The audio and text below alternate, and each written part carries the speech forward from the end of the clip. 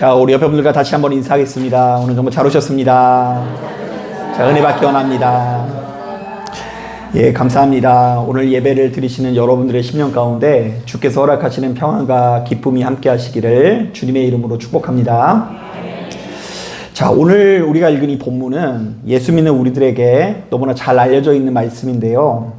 자, 엘리야의 제자 엘리사가 그의 스승 못지않는 영적인 능력을 소유하게 되는 장면이 담겨져 있습니다. 자, 그래서 이때부터 엘리야는 죽음을 경험하지 않고 하늘로 어떻게 하죠? 승천하고요.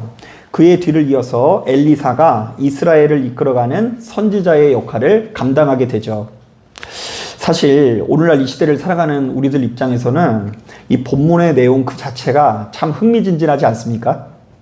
자, 솔직히 말하면요, 레위기 이런 거 묵상하다 보면 참 재미도 없고 무슨 얘기인지 모르겠는데, 자, 본문의 내용은 그 자체로 되게 재미있게 느껴지지 않으세요? 네, 안 읽어보셨어요?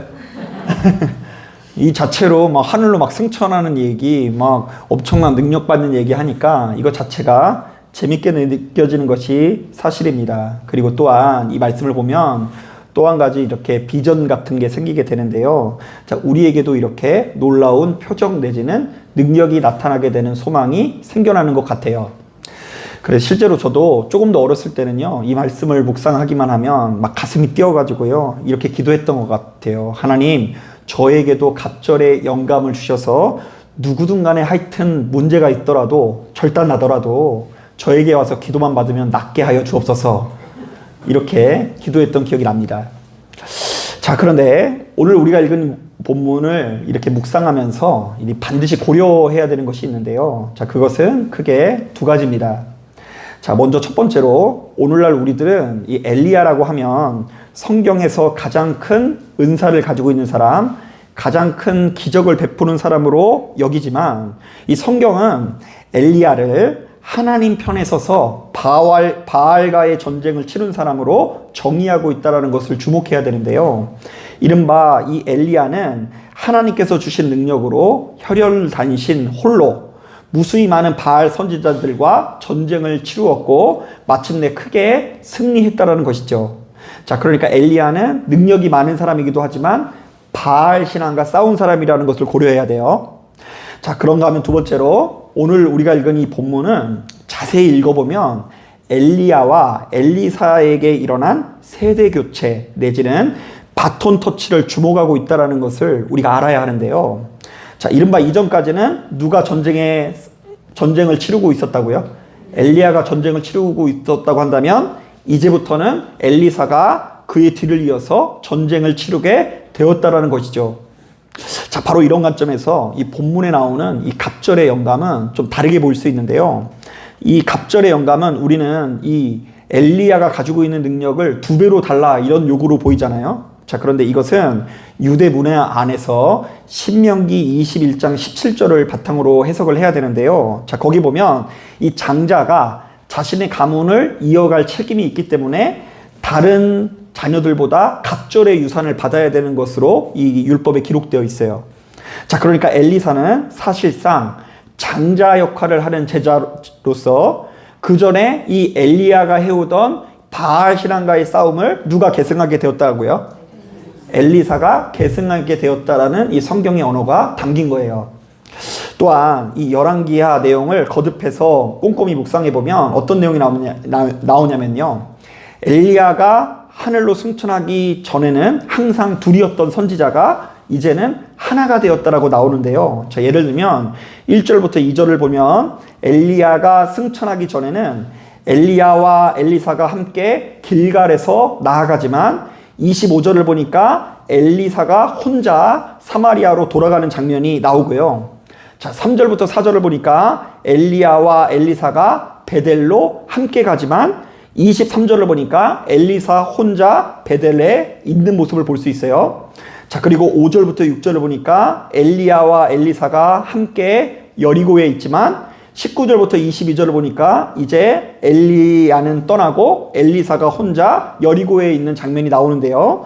자, 이 모든 것들이 엘리야의 승천 이후에 엘리야와 엘리사 사이에 일어난 세대 교체 내지는 바톤 터치가 일어났다는 것에 대한 증언으로서 이제부터는 엘리사가 바알 신앙과의 전쟁을 치르게 되었다는 의미가 담겨 있습니다.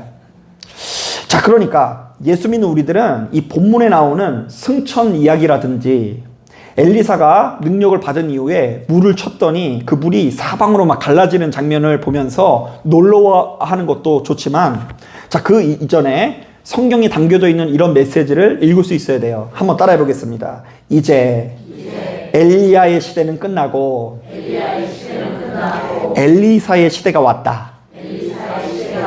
자, 그리고 한 가지 메시지를 더하자면 이런 메시지가 있어요. 한번 따라해 보겠습니다.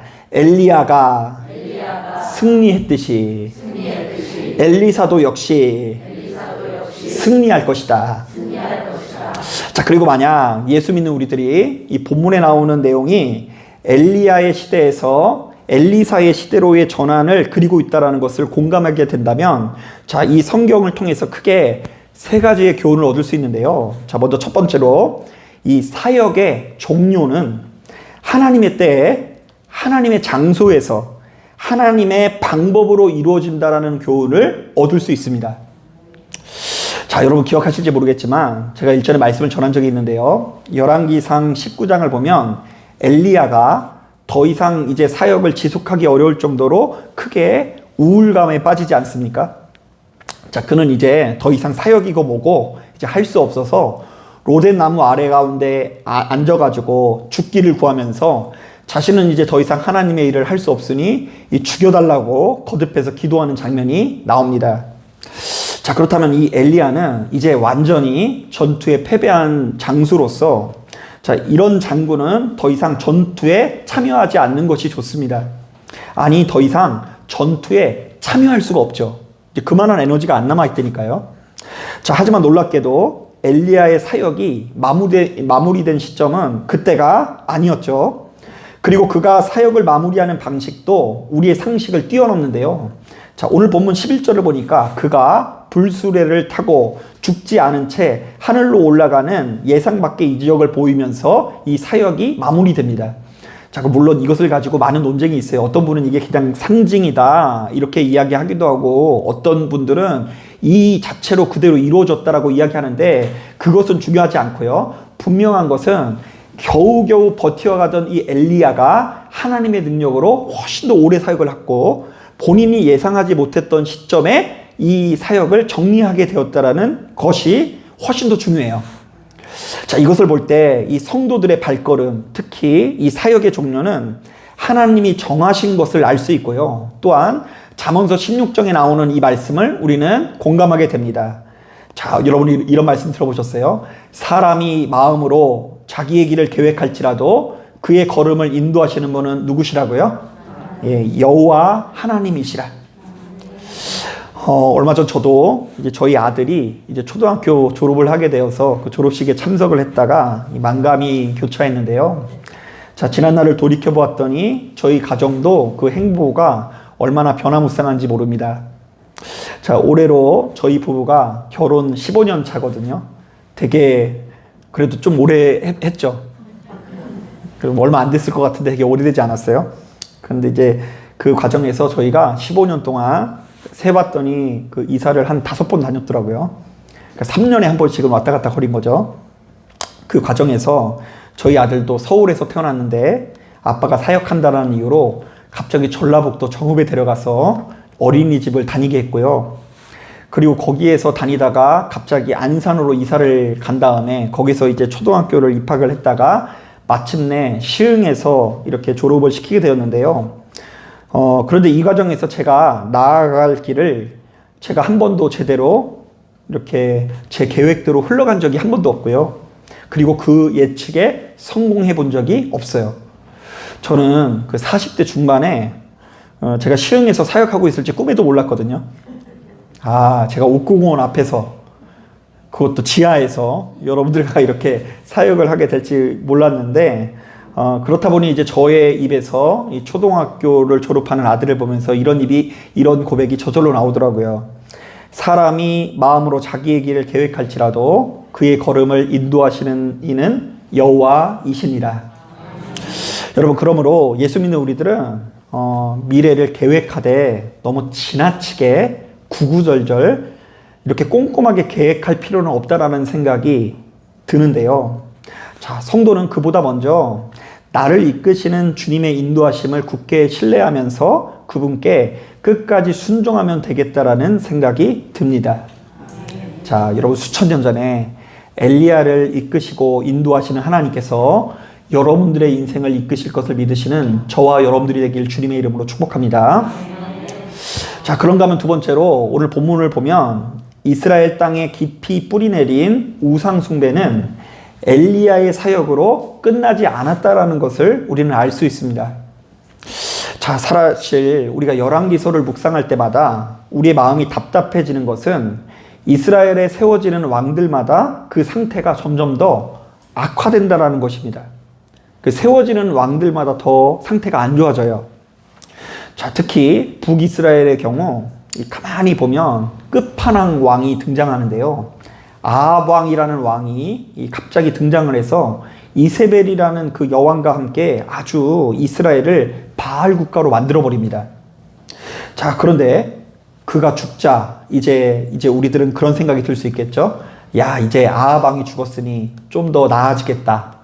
자, 그런데 여러분, 지난 시간 우리가 살펴본 대로 그 뒤를 이어서 세워진 아하시아 왕은요, 상태가 더 어떻게 된다고요? 네, 나빠져요. 자신이 병이 나을 수 있는지를 이제 노골적으로 바알세붑에게 가서 물어보고요. 또한 엘리야를 제거하기 위해서 군대까지 3번씩이나 이렇게 파견하게 됩니다. 자, 그러니까 이스라엘은 적어도 겉으로 볼 때 그 어떤 소망이라고는 찾아볼 수 없고요. 그야말로 최악의 상황이라고 할 수 있는데요. 자, 바로 이런 상황 속에서 하나님께서는 엘리야를 뒤이어서 엘리사를 사용하시면서 엘리사라는 사람을 이스라엘의 선지자로 삼아주시는 장면을 오늘날 우리들에게 클로즈업하고 있습니다. 자, 이것 자체가 굉장히 중요한 메시지가 되는데요. 자, 일단은 지금껏 엘리야의 땀방울은 헛되지 않았다라는 메시지가 담겨져 있고요. 자, 또한 하나님께서는 여전히 이스라엘을 붙드사 그들로 하여금 생명을 누릴 때까지 여전히 일하시는 분이라는 메시지가 담겨져 있습니다. 자, 그렇다면 오늘날 이 시대를 살아가는 우리들도 바로 이러한 하나님의 역사를 보면서 충분히 소망을 가져볼 수 있지 않을까요? 사실 지금 우리들의 인생도 하루하루 보면요, 눈앞에 펼쳐진 광경들이 만만하지 않거든요. 자, 아무리 봐도 지금 내 인생에 희망이라고는 보이지 않는 거예요. 특히 너무나 신실한 엄마 아빠와는 달리 매일같이 삐뚤어져가는 이 자녀들을 볼 때에 이 굉장히 속상함이 몰려올 수 있죠. 자, 저 녀석은 언제쯤 교회 나올까? 우리 엄마들 맨날 기도하는 것이 맨날 자녀들 어디 나오게 해달라는 기도예요? 교회 나오게 해달라는 기도 아니에요? 언제쯤이면 이 아이들이 복음을 영접할까? 제가 지난 주일날 우리 아이들이랑 이야기 나누면서 제가 문득 한번 물어봤어요. 이 태성아, 수빈아, 너희는 교회 나와서 예배 드리는 가운데 눈물 흘려본 적이 있어? 그랬더니 단 한 번도 없대요. 그래서 제가 충격을 먹었어요. 야, 그래도 한 번은 있지 않을까? 네가 기억하지 못하는 것은 아닐까? 야, 그래도 아빠가 목사인데 교회 와가지고 좀 니네가 은혜도 받고 좀 눈물도 흘리고 그러는 경험이 한 번은 있었어야지. 그러니까 이 콕 집어서 얘기하더라고요. 아빠, 단 한 번도 없어. 그냥 나에게는 교회가 나가는 것이 당연한 일이야. 그러나 나는 눈물 흘려본 적이 한 번도 없어.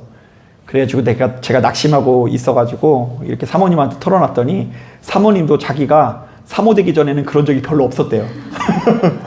그러니까 다 하나님이 때가 되면 우리를 부르시고 이끄시는 때가 있으니까 맡기자. 하나님께서 일하실 것이다. 이래가지고 제가 위로 아닌 위로를 받았어요. 여러분, 가끔씩은요, 우리가 아무리 기도를 해도 소망이라고 보이지 않는 것 같고요. 아무리 생각을 해봐도 우리의 인생이 그런 것 같다라는 생각이 들 때가 많이 있습니다. 하나님, 정말 내 기도를 듣고 계신 것이 맞습니까? 내가 부귀영화를 위해서 기도하는 것이 아니라 우리 자녀들이 교회 나오게 해달라고, 교회를 밟아서 하나님의 일꾼이 되게 해달라고 기도를 했는데 왜 이렇게 응답이 없습니까? 제가 전에 한번 말씀드린 것처럼 어떤 여자 권사님이 40년간 자신의 남편을 복음화되게 하기 위해서 기도를 했는데 아직까지 이놈의 영감탱이가 교회를 안 나온대요. 40년을 놓고 한 영혼을 놓고 기도했는데 응답이 없어요. 자, 그럴 때 우리는 우리의 기도가 헛수고인 것처럼 느껴지는 순간을 마주하게 되죠. 자, 그러나 오늘 본문을 통해서 하나님께서 이렇게 말씀하십니다. 하나님께서는 여전히 일하신다. 하나님께서는 엘리야를 이어 엘리사를 통해 이 땅의 바알 신앙과의 전쟁을 이어나가실 것이다. 그러므로 내 눈에 안 보인다고 해서 하나님께서 일하지 않으시는 것으로 여겨서는 안 된다. 내 눈에 보이지 않을지라도, 나의 때가 아닐지라도, 내가 확인은 불가능할지라도 언젠가 때가 되면 하나님께서 가장 좋은 방법으로 이기시고 일하실 것을 믿으시는 저와 여러분들이 되길 바랍니다. 자, 마지막 세 번째로 예수 믿는 우리들은 이 본문을 묵상하면서 하나님의 일은 철저히 하나님의 영으로 하는 것임을 깨닫게 됩니다. 자, 여러분, 오늘 이 본문을 오해하시는 분이 많은데요. 자, 엘리사에게 능력을 주는 분이 누구일까요? 예, 우리는 다 알고 있어요. 그런데 생각보다 많은 분들이 엘리야가 자신의 능력을 물려준 것이라 생각해요. 여러분, 무협지 같은 거 보면 그 소림사, 그 고승이 이제 갓 어린 그 누군가에게 등에다 대고 막 이렇게 하니까 이 사람에게 있던 기가 저 사람한테 막 물려주게 되고 막 이 사람이 갑자기 내공이 맥갑자 이렇게 올라가고 이런 이야기 아시죠? 오늘 본문의 내용을 그렇게 생각해요.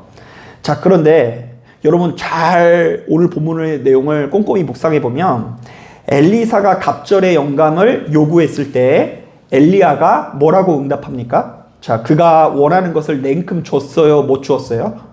자, 우리 다 같이 10절, 11절 말씀 함께 읽어보겠습니다. 10절, 11절 시작. 이르되 내가 어려운 일을 구하는도다. 그러나 나를 내게서 데려가시는 것을 내가 보면 그 일이 내게 이루어지려니와 그렇지 아니하면 이루어지지 아니하리라 하고 두 사람이 길을 가며 말하더니 불수레와 불말들이 두 사람을 갈라놓고 엘리야가 회오리 바람으로 하늘로 올라가더라. 자, 가만히 보면 위대한 선지자 엘리야조차 엘리사가 원하는 능력을 단번에 줄 수 없었고요. 다만 그 모든 것이 사실은 이 말씀이 누구의 뜻에 달려있다라는 이야기일까요? 하나님의 뜻에 달려있다고 하는데요. 자, 왜냐하면 하나님의 영은 엘리야가 부리는 것이 아니고요. 순전히 하나님의 뜻에 달려있기 때문입니다. 자, 이른바 엘리야는 할 수 있는 능력이 없고 오로지 하나님만이 전능하시기 때문입니다. 자, 바로 이런 차원에서 이 본문을 어떻게 이해해야 되냐면요. 자, 이 엘리사가 응답을 받은 이유는 엘리사가 옳은 것을 구했고, 자, 그것이 누구의 마음에 들었기 때문에? 하나님 마음에 들었기 때문에 그가 능력을 얻을 수 있는 거예요. 자, 엘리사가 어떠함이 중요한 게 아니고 엘리야가 얼마나 큰 능력을 가지고 있느냐는 중요하지 않아요. 엘리야든 엘리사든 아무것도 아니고요. 이들에게 능력 주시는 분은 누구시다? 하나님이시다라는 이 성경의 언어가 담긴 거예요. 이른바 엘리사가 엘리야를 뒤이어 그가 해오던 사역을 계승하려고 할 때에 하나님께서 그의 마음을 받으사 그에게 바알과 싸울 수 있는 권세와 능력을 주셨다라는 이야기인 것입니다. 자, 사랑하는 여러분, 마찬가지입니다. 예수 믿는 우리들은 성령의 능력에 힘입어 참된 주님의 종으로 인정받아야 하는데요.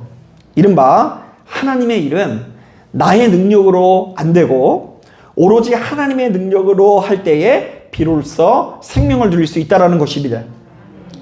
자, 그렇다면 예수 믿는 우리들에게 필요한 것은 시종일관 하나님께서 기뻐하시는 뜻을 분별하는 능력입니다.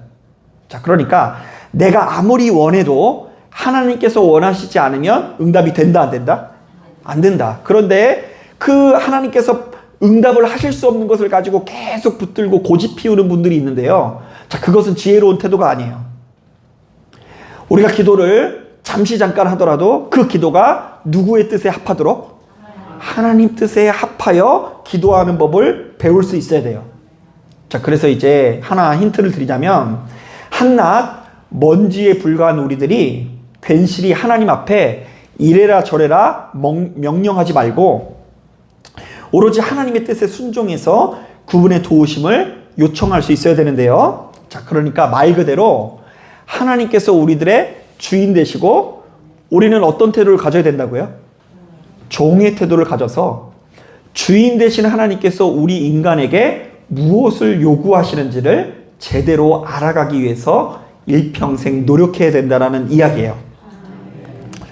결국 여러분, 우리의 뜻이 누구의 뜻이 되는 게 중요해요? 하나님의 뜻이 되는 것이 모든 영감의 근원입니다. 시간이 지나면 지날수록 자꾸 내 자신의 여러 가지 욕망과 뜻은 거절하고 오로지 하나님의 뜻이 무엇인지를 발견하여서 참 승리를 누리실 수 있는 저와 여러분들이 되기를 주님의 이름으로 축복합니다. 자, 기도하겠습니다.